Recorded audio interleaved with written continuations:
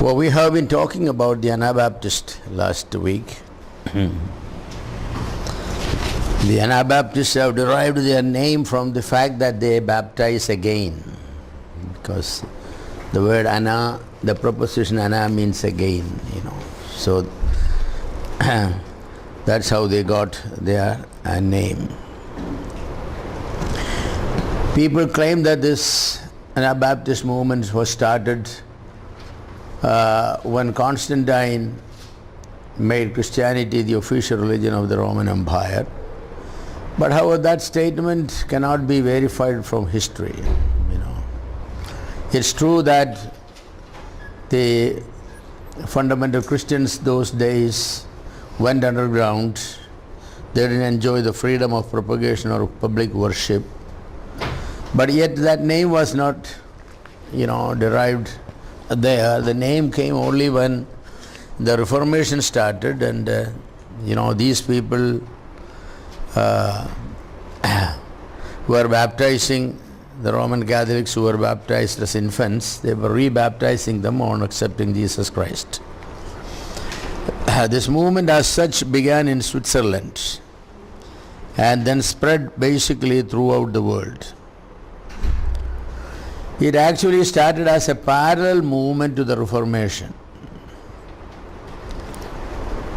They were not happy with what was happening, They were happy with the Reformation that many people were coming to know the Lord Jesus Christ, but they were not happy with the Reformation in that they were not going far enough. They just emphasized the salvation by grace, salvation by faith, salvation through Christ, and that sort only. But they wanted to go further on baptism and separation and the concept of the Lord's Supper and the church formation and all. On these matters, these people, fell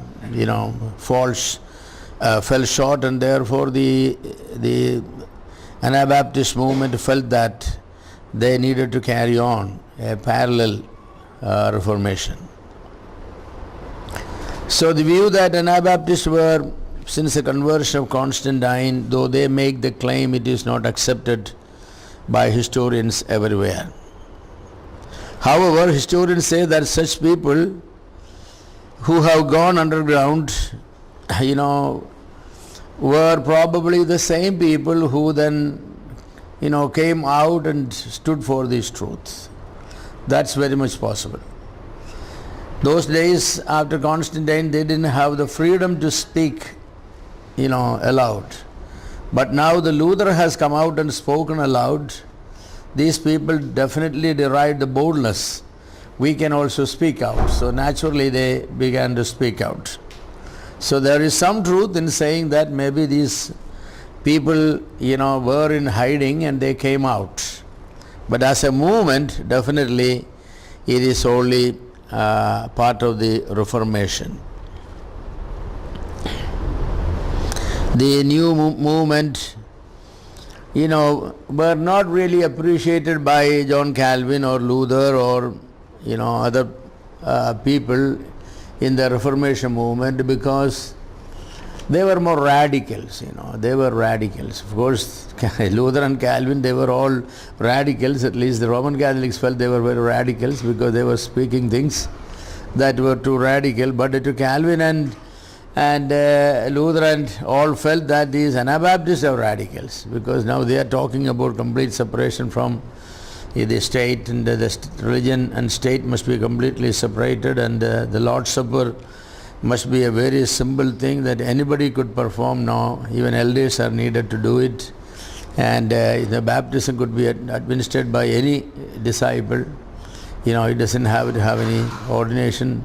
So, they were living at a time when everything was very formal, ordination, clergy and all these things, and now these people come forward and speaking out that, there is nothing called ordination. It's only recognition that is there. Now, people were not mentally prepared to accept that truth, that was a fact, When you speak out the truth, sometimes the truth could sound like very radical, revolutionary idea. What was norm in the apostolic days is revolutionary today if you speak out that, because of the changes that have gone. There were groups of people who called themselves the company of the committed. Actually, these are the Anabaptists. They did not call themselves Anabaptists. That was a name given by others. The name these people called themselves is the company of the committed, the company of the committed. These people were not interested in writing any statement of faith, no creeds they wanted. They don't want any formal organizations. They met together informally for Bible studies and prayers and worship. They met in different homes, wherever possible. They never wanted the church to be very large. So it was somewhat of a, can we say it's biblical, because the church of Jerusalem was very large. So we cannot say the small churches are biblical. The church in Antioch probably was 3,000, 4,000, I have a feeling, because the phrase that then large number of people came, many believed, that sort of statement in the Bible indicate very large numbers.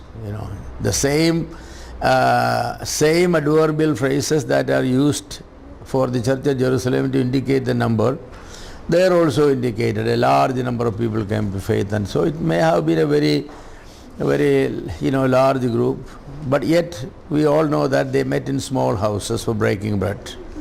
The common teaching meeting was in large groups, and breaking bread and fellowship meetings were always small. I have a feeling that is the biblical pattern. Men like Apostle Paul or Barnabas or Peter and John, these were mighty men of God. They will give the teaching, and all the people will come and listen. And then they will go into small groups with one elder or some deacons, and meet at home and eat together and break bread and spend time in prayer. That is a norm. So one church in a city with many meetings. So I think that's a norm. One church with many meetings. But these people are not saying even that. They were saying that, church never needs to be a formal organization. It could be an informal fellowship. So the company of the committed. Yeah.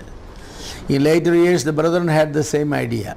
The church they call it the circle of fellowship. That's what they call them. Dan Darby, William Kelly and all those people, they use the phrase circle of fellowship. Your circle of fellowship could be 10 people. But the Church of God is very large universally, It is with what circle of fellowship you break bread. You don't need to break bread with thousands. You can break bread with 10, 15 people who have the same commitment and same vision and all. So that's a circle of fellowship. The Anabaptists had somewhat the similar thinking, the company of the committed people who are committed to each other. So, they all have some points, but the thing is they did not get the whole idea. That is, Conrad Grebel was a prominent member of this church at Zurich. Zwingli led him to faith. In the beginning, Conrad Grebel followed Zwingli and the movement. But after some time, on further Bible study, Conrad Grebel felt that the Zwinglian movement, falls short of the biblical norm. So he disassociated.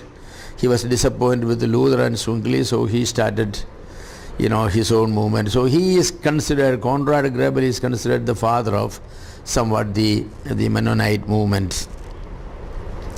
For several years, these men met in different houses as small groups for Bible study.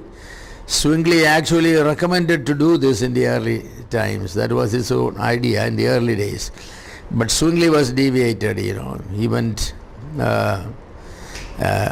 completely different. He then believed in a state church. He wanted a state church basically, just like the Roman Catholics wanted, but it needs to be Protestant. In 1525, one of the members of this Bible study asked Conrad Gabriel to baptize him. I mentioned last time, there were no baptized people. So what do you do?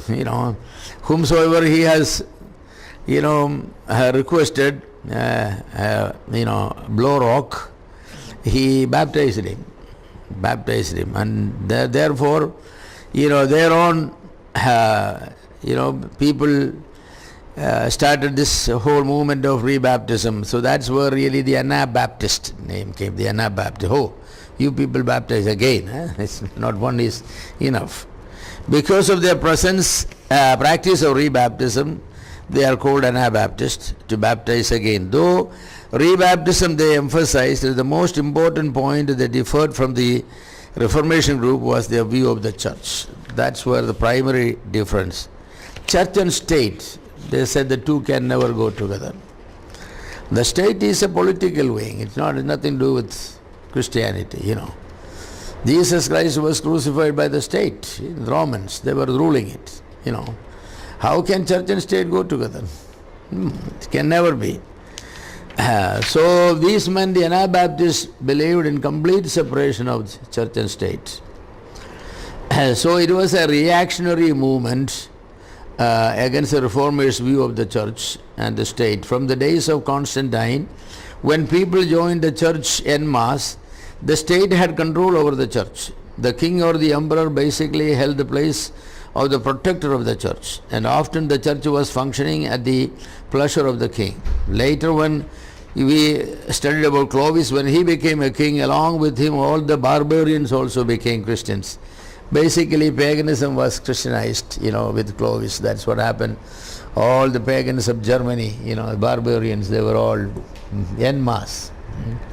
Some of the historians say that, these people were asked to cross a river and declare they are all baptized, in the name of the Father, Son and the Holy Spirit, it's all done. I don't know whether that was true, whether this is, sometimes the Protestant historians could also, can be humorous, but that's what they say that, as the soldiers were required to cross the river and the baptism took place there, because it was en masse. Overnight everybody became a Christian. The king declared the religion will be Christianity, so everybody is a Christian. Especially those days the religion of the king was the religion of the subjects. This practice was accepted even until 1600s. Yes, as late as 1600s. The religion of the king is a religion of even it is continued now. You go to certain parts, even like the northeast and all, the tribal head. Nobody in the tribal can become a Christian unless the tribal head is willing to. So missionaries who came there, they will first go and talk with the tribal head. You have to convince the tribal head that Christianity is the true. So when the tribal head says, okay, then, then everybody in the tribe automatically become the baptism, whatever is given. That's the way. You just cannot, a tribal member cannot pursue another religion than the tribal head. Inviting troubles. So this sort of thing is going on even now, but the Bible says that only on personal faith in Jesus Christ and then personal salvation and baptism. It is not mass baptism and mass conversions of that sort. You can convert people to Christendom en masse. I have no problem. I have no problem. If everybody in India wants to be converted to Christendom, they can. We will have a large number of, people to evangelize. We have the freedom then to go into every home to share the Christ. That sort of. And we will not be going to Hindu and Muslim homes then. We will be going to, per se, Christian home and telling them that you need to become a Christian. No, it's not. It's difficult only if they form another religion like Catholics. That's when it becomes difficult. They should not be. They should be in Christendom. The general principles, you can go to church, you can read the Bible, you can sing Christian songs. But baptism and Lord's Supper and all possible allowed only on you personally becoming a Christian and getting baptized. That sort of thing. Then it's not difficult, So you can enjoy the benefit of being in the Christendom. The 10 Commandments and the ethics will be Christian ethics and all that things, You will have monogamy, only one marriage, one husband, one wife, no divorce. All those essential social, ethical values of Christendom will be there, But at the same time, they cannot claim members of the church we won't be saying that you will go to heaven if you die today. No. So there will be real Christians and there are nominal Christians. Today the people become Roman Catholics and they claim themselves that they are everything. Baptism is over, Lord's Supper is over, Holy Spirit they received, and everything, Now you go and tell them that you need to be born again, they ask, what is this born again? Because their theology is different. So mass conversion has some advantage, to be honest. But is that what Christ meant when he said go and make disciples? No, he's not. Actually, there is no mandate for mass conversion, to be honest. If we do mass conversion, it is not on the basis of the Bible. That we have to say. We are making it some allowances just to avoid maybe some other pagan religion and to bring people into the awareness of some of the Christian values. But it is not according to the commandment of the Lord. The Lord never visualized that. Lord meant you go, personally share the gospel, even in mass preaching. Personally everybody has to listen and accept the Lord Jesus Christ, and personally have to be baptized and personally added to the church. That's it. Only after baptism and adding the church, their corporate life starts. Then it's a different matter, So the Anabaptist, they believed in what you could call a free church, free church. A term that is used today, It's a misnomer actually. Because the people who call themselves, we belong to free church, what do they mean by? They don't mean what the Anabaptist meant.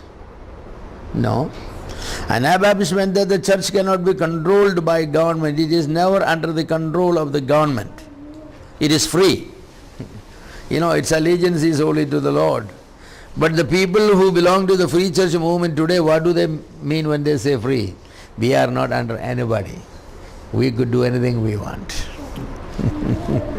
That's the sort of thing, Well, actually, Bible teaches not free church, but Bible teaches church is free. There is a whole lot of the substantival use and the predicate use. There is a whole lot different, When we say good coffee and coffee is good, they're different. This coffee is good. That's different. Good coffee is an adjective for coffee, good coffee. This coffee is good is a difference. A predicate statement you are making out this particular coffee. So you can say that our church is free, but we are not free church. We are connected with so many people. We are bound to the Bible, bound to the Holy Spirit, bound to Christ, and also bound to other churches and fellowship and all that. You are not free. We are not free to do anything we want. But the church is free, that it is not under the dominion on anybody else. Every church is self-propagating, self-ruling, self-financing. These are the means. Self-ruling, self-propagating, self-financing. It is not under somebody else's rule,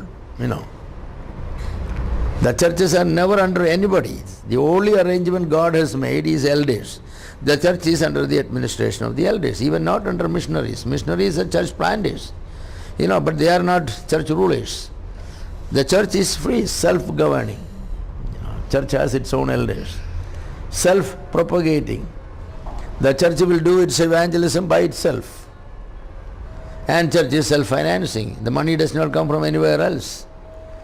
The mission work can have money from everywhere. Paul was supporting his missions, but the church at Corinth could not be supported by anybody. The church's money has to come from within, the contribution of the people.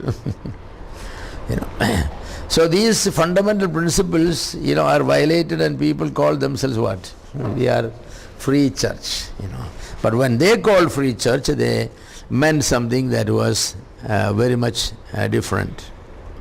And the Anabaptists were basically, pacifist, non-violent people. They didn't believe in military service. Christians should not go military. Christians should not take arms. They opposed to all these things, the Anabaptist movement. Today there are people like the Quakers and the Amish and the Mennonites. They are all exempt in America and all from military service. They have to do social service instead. They don't have to do military service. Yeah. They can go and work in the hospitals, where the soldiers will be brought in, wounded soldiers and all that, that sort of they can, but they don't have to. It is on conscience's, ground. They say, my conscience does not permit me to. They have to declare a statement that my conscience does not permit me to take arms, go to military, but I will do social services instead. Well, that's a good arrangement, But what about the defense of your country? Should Christians go to war and Christians go to? I personally think that Christians should, as citizens of the country, we have a responsibility to defend our nation. But the thing is, there are just wars and unjust war. A Christian can never be involved in an unjust war. Problem is, Christian does not decide what is just war and unjust war. The government decides. So often the Christian will be pushed to join the unjust war. The just war is for the defense of the nation. If somebody attack our nation, we can defend, An unjust war is an offense. We just wanted to enlarge our geographical area, therefore we attack. That's an unjust war. So there are many such grounds for unjust war. Ethnic wars, because the Tamil people in Sri Lanka are persecuted by the Sinhalese, so the Indians have a reason to get involved. No, it does not have. That's an unjust war. We have no right to, I think that the IPK force and all that Rajiv Gandhi sent it to, they are, it's unnecessary. I personally think it's unnecessary. What business we have? So there are unjust and just wars. There are strikes and protests they do for a right cause. Can they join? Yeah, could you join that? Yeah, well, that's a good question. What does the labor law say? What does the labor law say? See, the labor relationship is not slavery. It is not bonded relationship. It is called contracted labor. Means the employer and the employee sign certain conditions for service. And the grievances can be solved either by negotiations. There are provisions for negotiations, for mediatorship, for arbitration. There are three ways, labor differences are settled. When none of these things could be settled and a new contract cannot be signed, both the employer and the employee are given, option. The employees are given option for strike. Due notice has to be given. No damage to the properties, no obstruction to those employees who wanted to work, but they have. The employer has what they call shutdown, They can shut down the plant. So that's a legally admitted provision. So within this legally admitted provisions, the employees can participate. But the problem with often is that none of these norms are followed. The unions do what they want. In such a situation, I think a believer cannot participate. So our government operates on their law, labor law. Every nation has labor law. Labor law provides for all these things.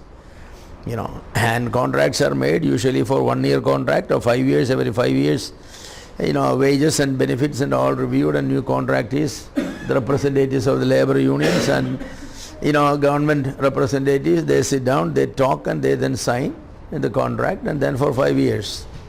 That's most of the strikes over other matters. And even when the strike, what the employees will do, they will destroy the boards and the properties and everything, vandalism and all those things. And Christians cannot be part of that thing. I think he meant for the more of the society's social cost. Society. Like for example, the churches that were attacked in Delhi. Yeah. So, well, the church could kneel down and pray, one thing. If the church wanted to let the government know this is wrong, church can take out a silent procession without obstructing traffic. keeping to the right side of the road, that's where the people should walk. Vehicles drive on the left and people walk on the right. That's a law. Everybody think that people also should walk on the left. So they can silently take and maybe hold placards, but not shouting slogans against the government and not turning to vandalism or something like that. I'm not saying that we must do it. I'm saying that is one thing we could. Our greatest thing is educate the mass of people so that when the next election comes, we will remove the governments. We should pray to God also that this government needs to go. Of course, He is a sovereign.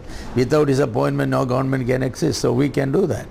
So the power of the ballot, ballot is more powerful than anything else. That we must use. Prayer we could use, and as I said, that is silent way of telling them that this is wrong. We can always go to the court against the law. If there is a violation of the civil rights that are guaranteed, fundamental rights guaranteed by the Constitution, we can always go to the court of law. It's nothing unethical. The Bible only prohibits going to law against a believer. Even Paul appealed to Caesar. So that was right thing to do. So we can also appeal to our Supreme Court, our High Court, and all that.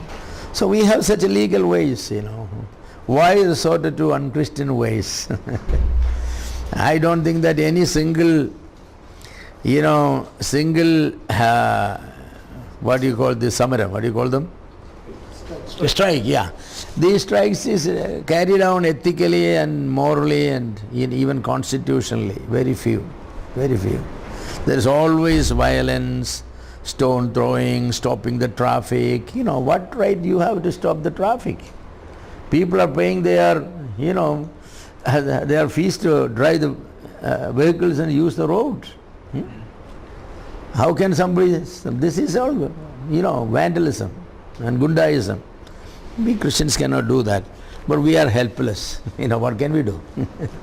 Stay home, have prayer meeting or Bible study that day. That's why I say, thank God, there is a strike, we can have a Bible study. So make it a statutory rule. Whenever there is a strike, people cannot go, we gather here for prayer meeting or Bible study. Or we can have a picnic outside if that won't create any problem. Yes. So the Anabaptist people opposed, involvement in the government. Yes, they for this reason they were considered radicals. What was the ideal church of the Anabaptists? They agreed with the fundamentals of faith, but they insisted go back all the way to the apostolic Christianity. The Anabaptists had very high view of Christ, His word, His church, His commandment, especially those which Christ Himself emphasized: love, holiness, self-denial, lowliness, peaceableness. And they lived for the Great Commission. Very seriously they took. Every Anabaptist was a missionary. And they had passionate missionary concern. They called themselves the company of the committed. Actually, the company of the committed means committed to the Great Commission. They were the company of people who were committed to Great Commission. That makes us ashamed as Christians. Today's Christians, they have no commitment to Great Commission, they have no commitment to church actually, not to the fundamental doctrines, they have been saved by grace and therefore they wanted to associate themselves with an evangelical group, it's a minimum requirement, it's a minimum. But the Anabaptists were very fundamentalist. In the New Testament records, they found the church totally free from the state. And the church was composed only of born-again baptized believers. There is no proof for infant baptism. They felt that infants before the age of accountability are already in the kingdom of God, and therefore they need no baptism to be brought in the kingdom of God. You can only say Amen with the Anabaptist on some of those things. And I also pointed out, just going over some of these things because some of you were not here last week. The Anabaptists grew and spread in all Switzerland, Austria, Bohemia, southern Germany and Netherlands. In each country they were given different names actually. In Switzerland they were known as Swiss Brethren. In Netherlands, they were known as Mennonites. The community life of Acts chapter 2 and 4, that's what they emphasized, They believed in the community life. They believed believers living together and sharing together, It's very interesting, among the Anabaptist people, there are no poor people, no rich people. More or less everybody, they say middle class, That's beautiful.